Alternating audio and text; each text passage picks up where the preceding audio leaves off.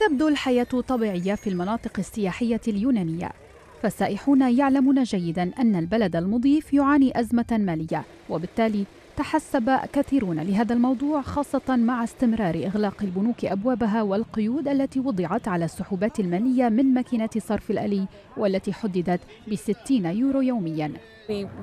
كنا نعلم بوضع الأزمة في اليونان، لذا تحسبنا للموضوع وجلبنا معنا مالا كافيا لإقامتنا هنا. أنا أيضا تحسبت للموضوع وجلبت معي مالا كافيا ليعيدني إلى فرنسا. نحن نتضامن مع اليونانيين لأن الأزمة قد تصيبنا أيضا.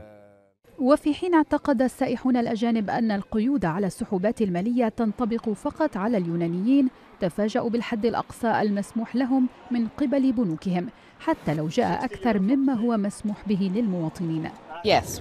نحن قلقون. وصلنا اليوم وتمكنا من سحب 200 يورو من بطاقة ائتمان عالمية بعد الوقوف في صف طويل.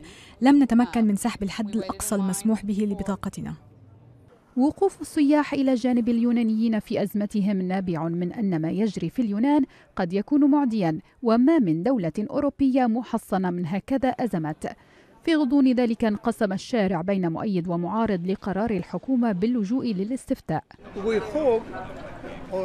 كنا نأمل بالتوصل إلى اتفاق، لكن للأسف حزب تسيبراس اتخذ قراره بالاستفتاء. لماذا؟ كنا قريبين جدا من الحل. هذا واستمر آخرون بالاحتجاج على خطط التقشف وشروط الإنقاذ.